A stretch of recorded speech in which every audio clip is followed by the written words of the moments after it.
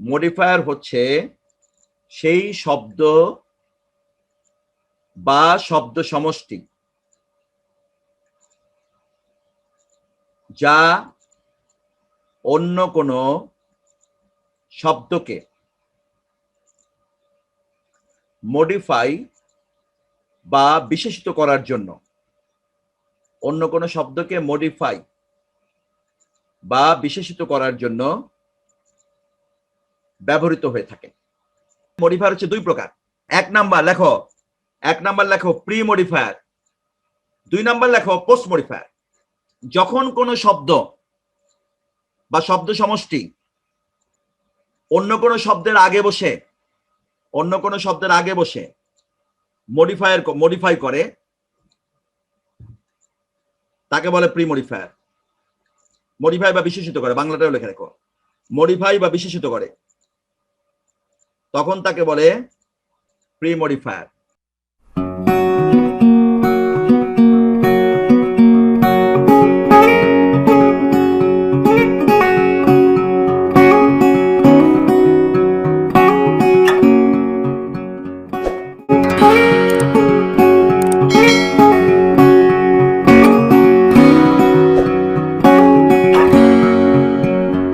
তো তাহলে pre modifier মানে কি? আগে বসবে। যেমন যে মেনি আগে বসেছে স্টুডেন্টের।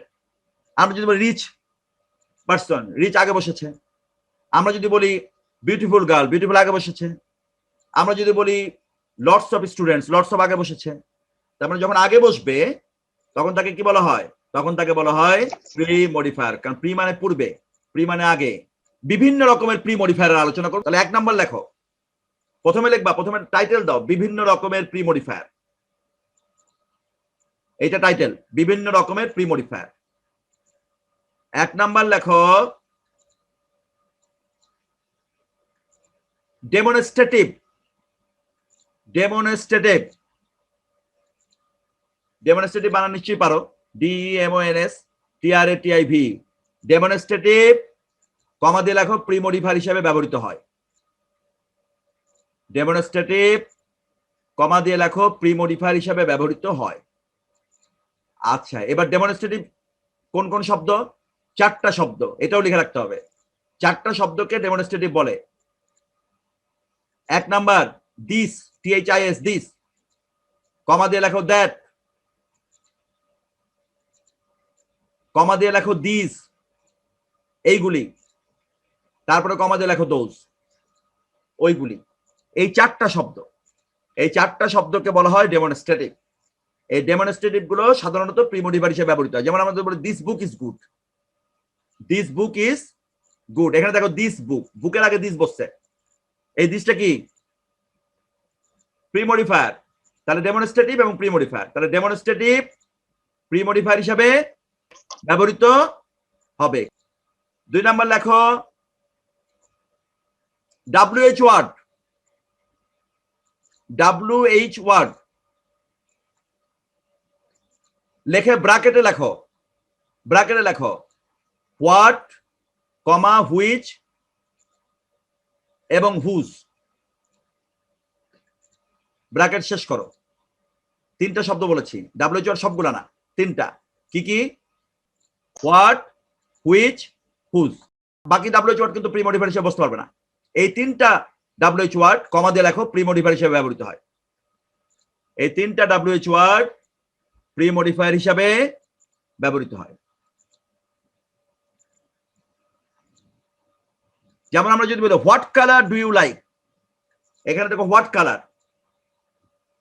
কালার, হুইচ বুক, অথবা হুজ হাউস।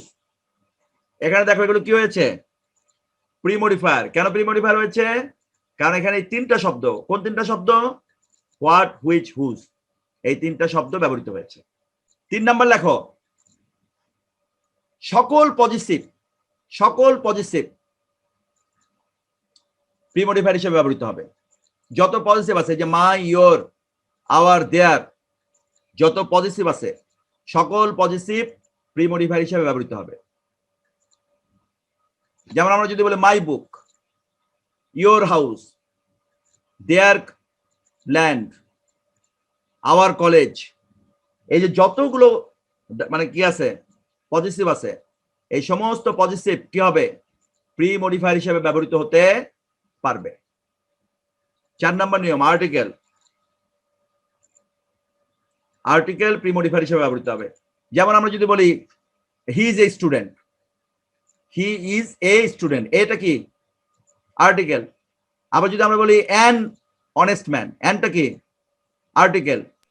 আর্টিকেল যে তিনটা আছে এ অ্যান দি, এই তিনটাও প্রি মডিফায়ার হিসেবে ব্যবহৃত হবে, তবে আর্টিকেলটা পোস্ট মডিফায়ার হিসেবে ব্যবহৃত হতে পারে না। আমরা যখন পোস্ট মডিফায়ারের নিয়ম আলোচনা করব তখন আমরা দেখবো যে আর্টিকেল মানে পোস্ট মডিফায়ার হিসেবে কি কি ব্যবহৃত হয়। 5 নম্বর নিয়ম, present participle. Present participle pre modifier হিসেবে বসবে। প্রেজেন্ট পার্টিসিপল, প্রেজেন্ট পার্টিসিপল মানে কি মূল ভাবে সেটা আইনজি যোগ। প্রেজেন্ট পার্টিসিপল প্রি মডিফায়ার হিসেবে বসবে। যেমন I saw a flying bird, I saw a flying bird. Flying bird, এই যে ফ্লাইংটা কি, ফ্লাইংটা কি present participle. Flying bird, sinking sun, হ্যাঁ রাইজিং সান, যখন মূল ভাবে সেটা আইএনজি কোন শব্দের আগে বসে তাকে বিশেষিত করে মানে দোষ গুণ বুঝায় তখন তাকে প্রেজেন্ট পার্টিসিপল বলে। 6 নম্বর নিয়ম হচ্ছে পাস্ট পার্টিসিপল। আমরা বলেছিলাম যে টোটাল যতগুলো তোমার মডিফায়ার আছে সেই মডিফায়ারের মধ্যে একটি হচ্ছে পাস্ট পার্টিসিপল। তো নন ফিনিট ভার্ব 3 রকম, সে নন ফিনিট ভার্বের মধ্যে ইনফিনিটিভ আছে, জিরান্ড আছে এবং পার্টিসিপল আছে। পার্টিসিপলকে আমরা আবার 3 ভাগে ভাগ করতে পারি, present participle, past participle, perfect participle. Present participle, past participle এবং পারফেক্ট পার্টিসিপল তিনটাই প্রি মডিফায়ার হিসেবে ব্যবহৃত হতে পারবে। 6 নম্বর নিয়ম, প্রি মডিফায়ারের 6 নম্বর নিয়ম, সেটা হচ্ছে যে পাস্ট পার্টিসিপল যখন কোনো শব্দের আগে, কোনো নাউন বা নাউন ফ্রেজের আগে বসে সেই নাউন বা নাউন ফ্রেজকে মডিফাই করবে, বিশেষিত করবে বা এক্সট্রা ইনফরমেশন দিবে, তখন সেই পাস্ট পার্টিসিপলটাও প্রি মডিফায়ার হিসেবে ব্যবহৃত হবে। যেমন আমরা যদি বলি, যদি আমরা একটা সেন্টেন্স এরকম বলি হি ইজ এ রিটায়ার্ড অফিসার, সেন্টেন্সটা লিখেও রাখবা এবং খেয়ালও করবা হি ইজ এ রিটায়ার্ড অফিসার। এখানে আমরা কি পাচ্ছি, হি ইজ এ রিটায়ার্ড অফিসারের মধ্যে রিটায়ার্ডটা হচ্ছে একটা পাস্ট পার্টিসিপল। রিটায়ার্ডটা কি একটা পাস্ট পার্টিসিপল। এই যে রিটায়ার্ডটা পাস্ট পার্টিসিপল হলো, এই পাস্ট পার্টিসিপলটা একটা প্রি মডিফায়ার হিসেবে ব্যবহৃত হচ্ছে। কেন প্রি মডিফায়ার হিসেবে ব্যবহৃত হচ্ছে? কারণ এটি আগে বসে মডিফাই করছে। তাহলে আমাদের আজকের যে নিয়মটা সেটা হচ্ছে পাস্ট পার্টিসিপল প্রি মডিফায়ার হিসেবে ব্যবহৃত হবে। তার একটি উদাহরণ আমরা দিয়েছি, যেমন হি ইজ এ রিটায়ার্ড অফিসার। এই রিটায়ার্ডটা অফিসারকে মডিফাই করছে এবং রিটায়ার্ড হচ্ছে আসলে একটা পাস্ট পার্টিসিপল, সেই জন্য এটি একটি প্রি মডিফায়ার হিসাবে ব্যবহৃত হচ্ছে। এখন কোন মূল ভার্বের পাস্ট পার্টিসিপল কোন নাউন বা নাউন ফ্রেজের আগে বসে ওই নাউন বা নাউন ফ্রেজকে মডিফাই করবে বা বিশেষিত করবে, অথবা ওই নাউন বা নাউনের অতিরিক্ত তথ্য বা এক্সট্রা ইনফরমেশন দিবে। মডিফাই বা বিশেষিত করা মানেই এক্সট্রা ইনফরমেশন দেওয়া। সেই কাজটা যখন করবে ওই পাস্ট পার্টিসিপল আগে বসে, তখন সেটাকে প্রি মডিফায়ার বলা হয়। যেমন আমরা একটা উদাহরণ দিলাম, হি ইজ এ রিটায়ার্ড অফিসার। এই রিটায়ার্ডটা হচ্ছে একটি পাস্ট পার্টিসিপল এবং অফিসারকে মডিফাই করছে, অতএব এখানে এটি একটি প্রি মডিফায়ার। ক্লিয়ার? আমরা যদি আরেকটা উদাহরণ দেই, যেমন হি টুক এ বয়েলড এগ, হি টুক এ বয়েলড এগ। এখানে বয়েলড এগ, কেমন এগ? Boiled egg. এই বয়েলটা কি? বয়েলটা হচ্ছে মূল ভার্বের পাস্ট পার্টিসিপল, সেই জন্য এটি আগে বসে যেহেতু মডিফাই করছে, বিশেষিত করছে, অতএব এটি একটি প্রি মডিফায়ার। 7 নম্বর নিয়ম হচ্ছে পারফেক্ট পার্টিসিপল। পারফেক্ট পার্টিসিপলও প্রি মডিফায়ার হিসাবে ব্যবহৃত হবে। 6 নম্বর নিয়মে আমরা যেরকম বললাম পাস্ট পার্টিসিপল প্রি মডিফায়ার হিসেবে ব্যবহৃত হবে, এখানে হচ্ছে পারফেক্ট পার্টিসিপল। এটিও একটি নন ফিনিট ভার্ব। পার্টিসিপলের তিনটা প্রকারের একটা প্রকার। পার্টিসিপল যেরকম প্রেজেন্ট পার্টিসিপল আমরা এর আগে বলে ফেলেছি, পাস্ট পার্টিসিপলও বলেছি, এখন আমরা বলছি perfect participle. Perfect participle pre modifier হিসেবে ব্যবহৃত। পারফেক্ট পার্টিসিপল জিনিসটা কি? পারফেক্ট পার্টিসিপল জিনিসটা সবাই জানো প্রায়, হয়তো বা সকলেই বা অনেকেই জানো, আবার লিখে রাখো পাশে। হ্যাভিং প্লাস মূল ভার্বের পাস্ট পার্টিসিপল। হ্যাভিং এর পরে যখন মূল ভার্বের কি থাকবে? হ্যাভিং এর পরে যখন মূল ভার্বের কি থাকবে? Past participle. হ্যাভিং এর পরে যখন মূল ভার্বের পাস্ট পার্টিসিপল থাকবে, তখন সেটাকে একসাথে বলা হয় পারফেক্ট পার্টিসিপল। যেমন আমরা যদি উদাহরণ দেই, হ্যাভিং ডান দ্য ওয়ার্ক, কমা দিয়ে হি ওয়েন্ট অ্যাওয়ে। সেন্টেন্সটা লিখবা, সেন্টেন্স কিন্তু নিচে না লিখলে কিন্তু বোঝা যাবে না। হ্যাভিং ডান দ্য ওয়ার্ক, কমা দাও, কমা দিয়ে তারপরে লেখো হি ওয়েন্ট অ্যাওয়ে। তাহলে এখানে হ্যাভিং ডানটা কি? হ্যাভিং ডানটা হচ্ছে পারফেক্ট পার্টিসিপল। হ্যাভিং ডানটা কি? Perfect participle. কেন পারফেক্ট পার্টিসিপল? হ্যাভিং এর পরে কি আছে? মূল ভার্বের পাস্ট পার্টিসিপল। আমরা বলেছি পারফেক্ট পার্টিসিপল মানে হচ্ছে হ্যাভিং এর পরে মূল ভার্বের পাস্ট পার্টিসিপল। তাহলে হ্যাভিং ডান দ্য ওয়ার্ক, কাজটা কি অবস্থায় আছে? কাজটা সম্পাদিত হয়ে গেছে, মানে তার মানে কাজের অবস্থাটা বোঝাচ্ছে, কাজের অবস্থাটা বুঝিয়েছে। তাহলে হ্যাভিং ডান দ্বারা ওয়ার্কের অবস্থাটা বোঝানো হচ্ছে যে ওয়ার্কটা সমাপ্ত হয়ে গেছে। তাহলে এই যে তোমার পারফেক্ট পার্টিসিপলটা দি ওয়ার্কের আগে বসে তাকে মডিফাই করলো, এই জন্য এটি একটি প্রি মডিফায়ার। এবং এই প্রি মডিফায়ারটা কোন ধরনের প্রি মডিফায়ার? এটি হচ্ছে পাস্ট পার্টিসিপল দ্বারা প্রি মডিফায়ার হয়েছে। এখন তোমরা আমাকে একটা প্রশ্ন করতে পারো যে স্যার আমরা এত মডিফায়ার কেন শিখবো? আমরা যদি একটা দুটা মডিফায়ার শিখলে অসুবিধা কি? এটা তোমরা হয়তো কেউ প্রশ্ন করতে পারো। কেউ প্রশ্ন করবা এটা? এই প্রশ্ন কারো আছে? আমি যে প্রশ্নটা করলাম, তো তোমাদের প্রশ্ন আমি বলতেছি, তোমরা না বললেও। তো এটার উত্তর হচ্ছে পরীক্ষাতে কিন্তু বলে দেবে কোন ধরনের প্রি মডিফায়ার তুমি ব্যবহার করবা। তোমার কিন্তু ইচ্ছা মতো প্রি মডিফায়ার তুমি ব্যবহার করতে পারবা না। তোমাকে যদি বলে প্রেজেন্ট পার্টিসিপল দ্বারা প্রি মডিফাই করো, বা প্রেজেন্ট পার্টিসিপলকে প্রি মডিফায়ার হিসেবে ব্যবহার করো, তোমাকে কিন্তু প্রেজেন্ট পার্টিসিপলই ব্যবহার করতে হবে। তোমাকে যদি বলে পাস্ট পার্টিসিপল প্রি মডিফায়ার হিসেবে ব্যবহার করো, তোমাকে কিন্তু পাস্ট পার্টিসিপলই ব্যবহার করতে হবে। তোমাকে যদি বলে পারফেক্ট পার্টিসিপল প্রি মডিফায়ার হিসেবে ব্যবহার করো, তোমাকে কিন্তু পারফেক্ট পার্টিসিপলই ব্যবহার করতে হবে। তোমাকে যদি বলে ডেমনস্ট্রেটিভ প্রি মডিফায়ার হিসেবে ব্যবহার করো, তোমাকে ডেমনস্ট্রেটিভই ব্যবহার করতে হবে। তোমাকে যদি বলে আর্টিকেল প্রি মডিফায়ার হিসেবে ব্যবহার করো, তোমাকে আর্টিকেল ব্যবহার করতে হবে। সুতরাং এখানে কিন্তু নির্ধারণ করে দিবে, তুমি কিন্তু ইচ্ছা মতো প্রি মডিফায়ার ব্যবহার করতে পারবে না। প্রশ্নে যেরকম বলা থাকবে সেরকম কিন্তু প্রি মডিফায়ার তোমাকে ব্যবহার করতে হবে। সেই জন্য আমাদের এত প্রি মডিফায়ার অথবা এত পোস্ট মডিফায়ার আমাদের জানতে হবে। আর না হলে কিন্তু আমরা দুই চারটা জানলেই আমরা কিন্তু অ্যান্সার করতে পারতাম যদি শুধু প্রি মডিফায়ার ব্যবহার করতে বলা হতো। কিন্তু শুধু প্রি মডিফায়ার কিন্তু ব্যবহার করতে বলা হবে না, কোন ধরনের প্রি মডিফায়ার ব্যবহার করতে হবে সেটা কিন্তু বলে দিবে। এই জন্য আমাদের এত নিয়ম জানতে হচ্ছে। 8 নম্বর নিয়ম হচ্ছে ইনফিনিটিভ। ইনফিনিটিভ যেটা আমরা ব্র্যাকেটে লিখে রাখতে পারো, টু প্লাস মূল ভার্বের প্রেজেন্ট ফর্ম, সবাই জানে, তারপরে ব্র্যাকেটে লিখে রাখো ইনফিনিটিভ ব্র্যাকেটে টু প্লাস মূল ভার্বের প্রেজেন্ট ফর্ম, কমা দিয়ে লেখো প্রি মডিফায়ার হিসাবে ব্যবহৃত হবে। ইনফিনিটিভ একটা নন ফিনিট ভার্ব, কিন্তু নন ফিনিট ভার্ব হলেও এটি কি প্রি মডিফায়ার হিসাবে ব্যবহৃত হবে। এখন তাহলে একটু খেয়াল করো, এই যে আমরা যে নন ফিনিট ভার্ব কয় রকম আছে? নন ফিনিট ভার্ব হচ্ছে মৌলিকভাবে 3 রকম। একটা হচ্ছে জিরান, একটা হচ্ছে পার্টিসিপল, আর একটা হচ্ছে ইনফিনিটিভ। তো এই পার্টিসিপলকে আবার 3 ভাগে ভাগ করা হয়েছে। আমরা 3 ভাগটা অলরেডি বলে ফেলেছি, present participle, past participle, perfect participle. তাহলে এখানে কিন্তু জিরান যেটা, এইটাই কিন্তু শুধুমাত্র মডিফায়ার হিসেবে ব্যবহৃত হতে পারবে না। সকল নন ফিনিট ভার্বে, এই যে নন ফিনিট ভার্ব তো মানে জিরান, পার্টিসিপল এবং ইনফিনিটিভ 3টা। তো পার্টিসিপলের মধ্যে যেহেতু আবার 3টা প্রকার আছে, তাহলে টোটাল 5টা। যেমন আমরা যদি জিরান, 1 নম্বর যদি জিরান ধরি, পার্টিসিপলের মধ্যে 3টা, present participle, past participle, perfect participle, তাহলে 3টা। আর ইনফিনিটিভ একটা, তাহলে টোটাল কয়টা হলো? পার্টিসিপলের মধ্যে 3টা, জিরান্ড একটা, ইনফিনিটিভ একটা, টোটাল হচ্ছে 5টা। নন ফিনিট ভার্ব টোটাল কয়টা? টোটাল 5টা। হ্যাঁ, জিরান, পার্টিসিপল 3টা, আর ইনফিনিটিভ একটা।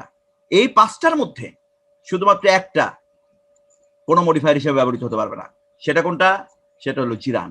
জিরান কখনো মডিফায়ার হিসেবে ব্যবহৃত হতে পারবে না। এটা প্রি মডিফায়ার হিসেবে ব্যবহৃত হতে পারবে না, পোস্ট মডিফায়ার হিসেবে ব্যবহৃত হতে পারবে না। আমরা কিন্তু নিয়মের মধ্যে জিরান কিন্তু আনি নাই। আমরা কিন্তু যে প্রেজেন্ট পার্টিসিপলের 3টা নিয়ম বলেছি, আবার ইনফিনিটিভ বলছি, কিন্তু জিরান কিন্তু আমরা আনি নাই, কারণ জিরান হবে না মানে মডিফায়ার হিসেবে। তাহলে এখন আমাদের 8 নম্বর নিয়মে তাহলে কি আসছে? ইনফিনিটিভ। ইনফিনিটিভ যেটা টু এর পরে মূল ভার্ব প্রেজেন্ট ফর্ম, সেটিকে আমরা প্রি মডিফায়ার হিসেবে ব্যবহার করতে পারবো। যেমন আমরা যদি উদাহরণ দেই, I want to do the work. I want, আমি চাই, টু ডু দ্য ওয়ার্ক, কাজটি শেষ করতে। এই যে টু ডু, এই টু ডু দি ওয়ার্ককে মডিফাই করেছে। অতএব টু ডুটা কি? টু ডু একটা ইনফিনিটিভ, এবং এই ইনফিনিটিভটা কাকে মডিফাই করেছে? দি ওয়ার্ককে। এবং যেহেতু আগে বসে মডিফাই করেছে, অতএব এটি প্রি মডিফায়ার। তাহলে ইনফিনিটিভ, প্রি মডিফায়ার, এরকম তো হাজার হাজার উদাহরণ তুমি দিতে পারবা। যেমন আই লাইক টু গো দেয়ার, এই যে টু গো। হ্যাঁ, he likes to finish the task, এই যে টু ফিনিশ। এরকম যত ভার্ব তুমি জানো ততগুলো তুমি উদাহরণ দিতে পারবা, কারণ যত ভার্ব আছে সব প্রত্যেকটা ভার্বের আগে টু বসিয়ে এটাকে আমরা কি করতে পারবো? ইনফিনিটিভ করতে পারবো। এবং ইনফিনিটিভের পরে যদি নাউন বা নাউন ফ্রেজ ব্যবহৃত হয়, তাহলে ওই ইনফিনিটিভটা প্রি মডিফায়ার হিসাবে ব্যবহৃত হবে। 9 নম্বর নিয়ম হচ্ছে নিউমারালস। শব্দটা লেখো, আমি বানান বলছি,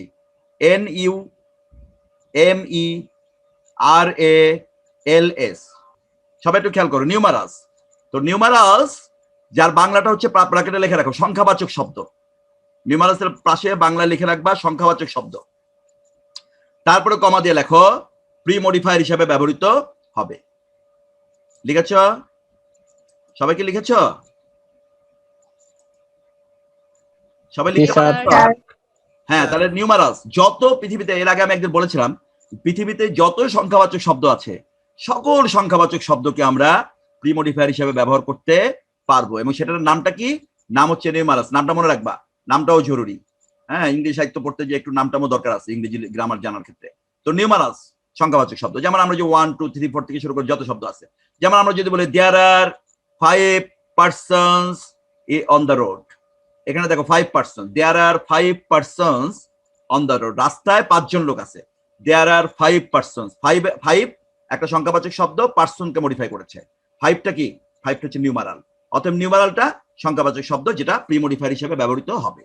যেমন আমরা যদি বলি 20,000 people are present in the meeting, 20,000 people are present in the meeting, 20,000 লোক এই মিটিং এ উপস্থিত আছে। তাহলে এই যে 20,000 পিপুলকে মডিফাই করেছে কে?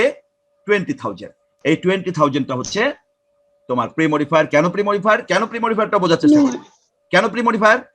নাউনের আগে বসছি সেই জন্য প্রি মডিফায়ার। আর এটা সংখ্যা বোঝাচ্ছে, কারণ আমরা কি বললাম এতক্ষণ, সংখ্যাবাচক শব্দ প্রি মডিফায়ার হিসাবে ব্যবহৃত হবে। 10 নম্বর নিয়ম হচ্ছে কোয়ান্টিফায়ার্স, বানানটা হচ্ছে QUANTIFIERS,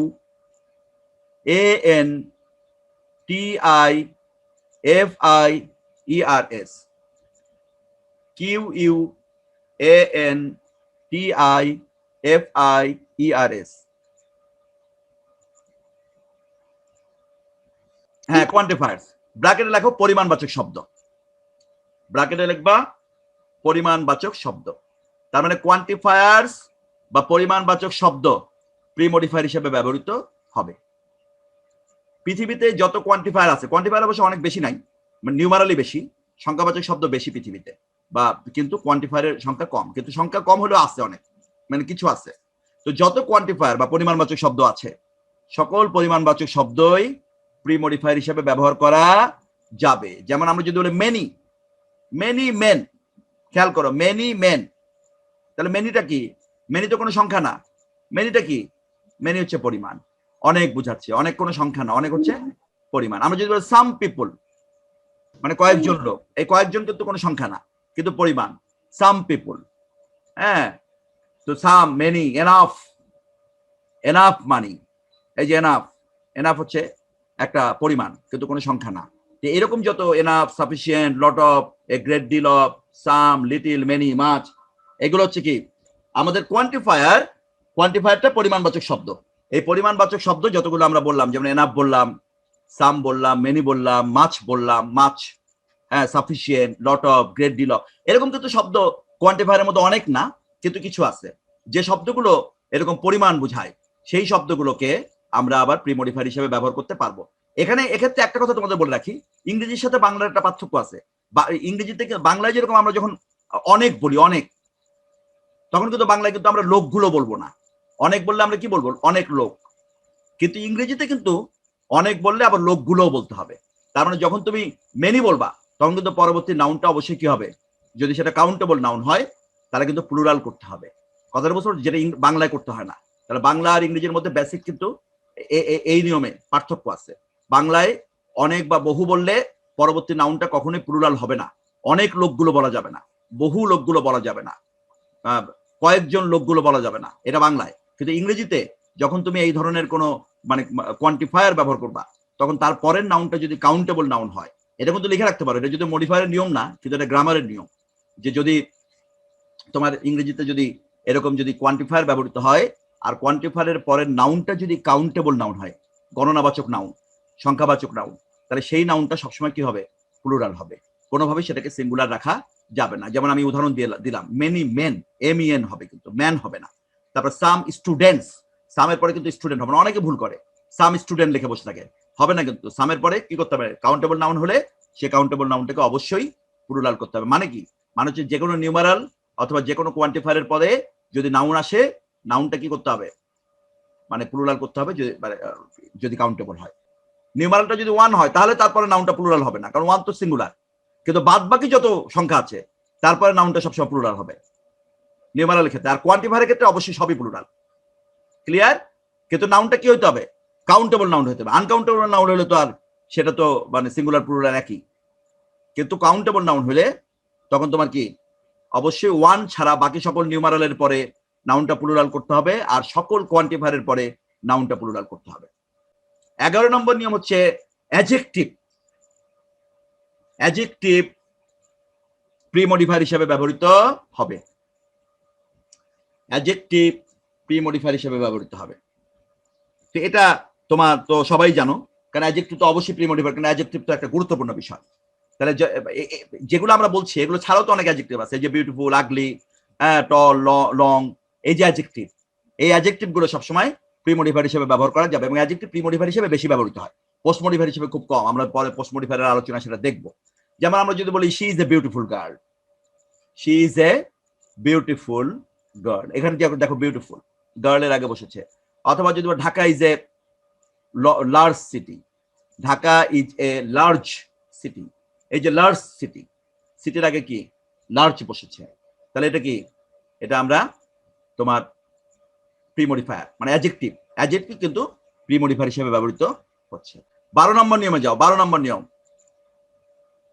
কিছু কিছু অ্যাডভার্ব, কিছু কিছু অ্যাডভার্ব ইন্টেন্সিফায়ার হিসাবে,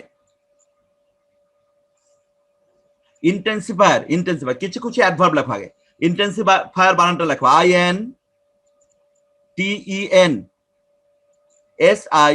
INTENSIFIER, IN, আমি আরেকবার বলছি INTENSIFIER।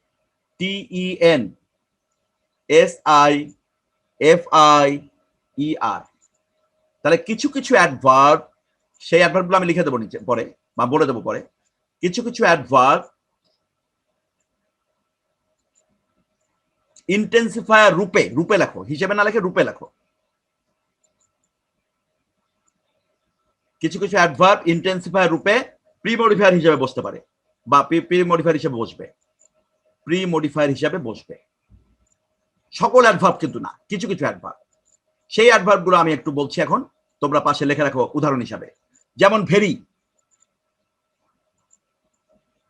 কমা দিয়ে লেখো সো,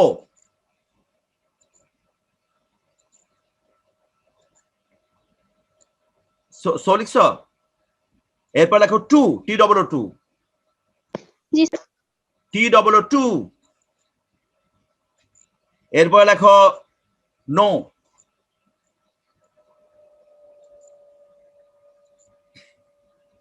এরপর লেখো এক্সট্রিমলি, এরপরে বলছে নো, নো, না, না, নো, নো কিন্তু একটা অ্যাডভার্ব, নো, তারপর এক্সট্রিমলি, এরপরে কমা লেখো, এক্সট্রিমলির পরে লেখো সিরিয়াস। এই কয়টা অ্যাডভার্ব, এই কয়টা অ্যাডভার্ব প্রিমডিফায়ার হিসেবে ব্যবহৃত হবে, এবং খুব মানে সেখানে বলে দেওয়া হবে ইন্টেন্সিফায়ার, ইন্টেন্সিফায়ার কথাটা বলেও দেওয়া হবে, কথাটা বুঝতে পারছো, ইন্টেন্সিফায়ার। যেমন আমরা যদি বলি হি is a very good student, he is a very good student, he is a very good student, এখানে ভেরিটা কি, ভেরিটা হচ্ছে অ্যাডভার্ব, এবং এটি কি প্রিমডিফায়ার হিসেবে বসেছে। গুড স্টুডেন্টকে, গুড স্টুডেন্ট একটা নাউন ফ্রেজ, এখানে দুইটা প্রিমডিফায়ার আছে, একটা ভেরি আর একটা গুড। কয়টা মডিফায়ার আছে এই সেন্টেন্সটার মধ্যে? He is a very good student, তিনটা মডিফায়ার আছে, তিনটা প্রিমডিফায়ার আছে। দেখো, he is a very good student, a এটা একটা আর্টিকেল হিসাবে প্রিমডিফায়ার, ভেরি অ্যাডভার্ব হিসাবে প্রিমডিফায়ার, গুড অ্যাডজেক্টিভ হিসাবে প্রিমডিফায়ার। এখন এখানে তো তোমাকে নির্ধারণ করে বলে দেবে যেটাকে আর্টিকেল হিসেবে ব্যবহার করবা, নাকি অ্যাডভার্ব হিসেবে ব্যবহার করবা, নাকি অ্যাডজেক্টিভ হিসেবে ব্যবহার করবা। যেটা ব্যবহার করতে বলবে সেটাই তোমাকে ব্যবহার করতে হবে, অন্যটা ব্যবহার করলে চলবে না। অন্যটা ব্যবহার করলেও ওইটাও ব্যবহার করতে হবে যেটা তোমাকে ব্যবহার করতে বলবে। তাহলে 12 নম্বর নিয়মটা ক্লিয়ার সবার কাছে? রিয়েলিটাও লেখা রাখো, রিয়েলিটাও কখনো কখনো ব্যবহার করা যাবে। রিয়েলি, ট্রুলি, এই দুটো লেখা রাখো, রিয়েলি কমা ট্রুলি। 13 নম্বর নিয়ম, প্রপার অ্যাডজেক্টিভ। যদিও এটা অ্যাডজেক্টিভের মধ্যে পড়ে, কিন্তু তারপর আলাদা বলতে হয় কেন? কারণ এটা একটু আলাদা বিশেষত্ব বহন করে, সেই জন্য প্রপার অ্যাডজেক্টিভ কমা প্রিমডিফায়ার হিসেবে ব্যবহৃত হবে। প্রপার অ্যাডজেক্টিভ কাকে বলে? যে সমস্ত অ্যাডজেক্টিভ গুলো জাতি বুঝাবে, যে সমস্ত অ্যাডজেক্টিভ গুলো কি বুঝাবে? জাতি বুঝাবে, সেই অ্যাডজেক্টিভ গুলোকে বলা হয় প্রপার অ্যাডজেক্টিভ। যেমন আমরা যদি বলি হি is A Bangladeshi cricketer, he is A Bangladeshi cricketer. হ্যাঁ, এই যে বাংলাদেশি জাতি বুঝাইছে না? জাতি বুঝাচ্ছে। যেমন আমরা যদি বলি হি is A magician, he is an Egyptian magician, এই যে ইজিপশিয়ান জাতি বুঝাইছে। তার মানে যখন কোনো অ্যাডজেক্টিভ দ্বারা জাতি বুঝাবে তখন তাকে বলা হয় প্রপার অ্যাডজেক্টিভ, এবং এই প্রপার অ্যাডজেক্টিভ প্রিমডিফায়ার হিসেবে ব্যবহৃত হবে। আমরা যদি বলি ইন্ডিয়ান, আমরা যদি বলি বাংলাদেশি, আমরা যদি বলি ইংলিশ, আমরা যদি বলি আমেরিকান, আমরা যদি বলি পাকিস্তানি, আমরা যদি বলি টার্কিশ, এরকম আমরা যদি বলি মালয়েশিয়ান, যত আমরা জাতি বুঝাবো সেই জাতিগুলো যখন কোনো নাউনের আগে বসে ওই নাউনটাকে মডিফাই করবে, সেটা হচ্ছে প্রপার অ্যাডজেক্টিভ। এই প্রপার অ্যাডজেক্টিভটাও প্রিমডিফায়ার হিসেবে ব্যবহৃত হবে। 14 নম্বর নিয়ম হচ্ছে কম্পাউন্ড ওয়ার্ড,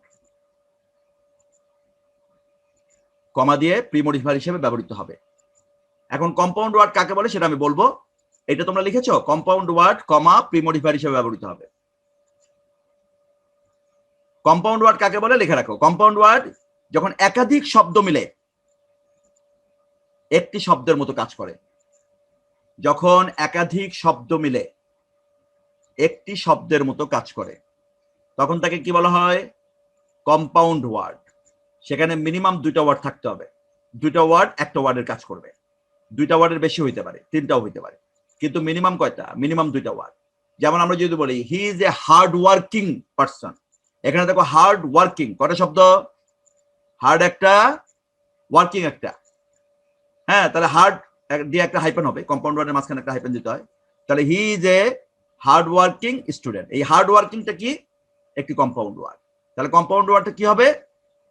প্রিমডিফায়ার হিসেবে ব্যবহৃত হবে। যেমন আমরা যদি বলি she is an up to date girl, up to date, up তারপরে হাইপেন দে টু, তারপরে হাইপেন দে ডেট, তাহলে এই আপ টু ডেট একটা কম্পাউন্ড ওয়ার্ড। 3টা শব্দ একসাথে যুক্ত হয়ে একটা শব্দের কাজ করছে।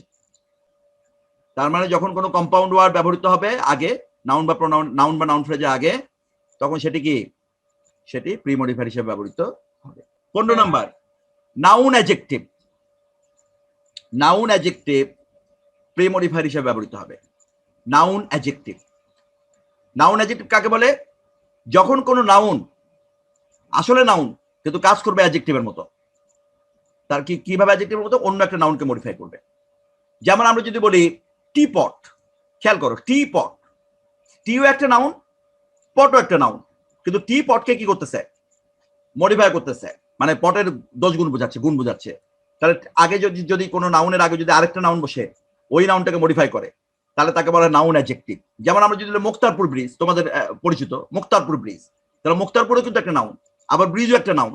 মুক্তারপুর ব্রিজকে কি করেছে? মডিফাই করেছে।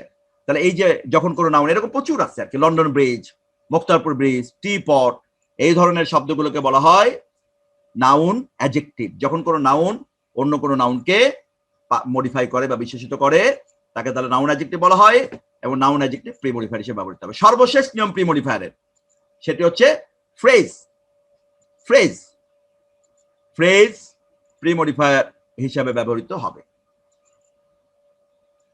যেমন আমরা যদি বলি এ গ্রুপ অফ পিপল, এখানে দেখো পিপলকে মডিফাই করেছে কে? এ গ্রুপ অফ। এ গ্রুপ অফটা কি? এ গ্রুপ অফ একটা phrase. A group of people, a bunch of flowers, A swarm of বিজ। হ্যাঁ, এগুলো হচ্ছে ফ্রেজ। এই ফ্রেজগুলো যখন কোনো ফ্রেজ তোমার আগে বসে মডিফাই করবে তখন তাকে কি বলা হয়? প্রিমডিফায়ার। তাহলে টোটাল মডিফায়ার কয় রকম? 16 রকমের প্রিমডিফায়ার। তো সবাইকে ধন্যবাদ, মনোযোগ দিয়ে আমার ক্লাসটা করলা, আর এটা একটু প্র্যাকটিস করবা, তাহলে প্রিমডিফায়ারের ব্যাপারে মানে এত বিস্তৃত ধারণা কিন্তু বইতেও পাবা না। আমি কিন্তু বিস্তৃতভাবে প্রিমডিফায়ার তোমাদেরকে আলোচনা করেছি, বইতে কিন্তু সংক্ষেপে অনেক কম, অনেক সংক্ষিপ্ত আলোচনা আছে। তো সুতরাং এটা তোমরা অনুসরণ করার চেষ্টা করবা, তাহলে তোমাদের মডিফায়ার চ্যাপ্টারটা তোমরা অ্যান্সার করতে পারবা। Thanks to all of you for your patient hearing. Thank you very much.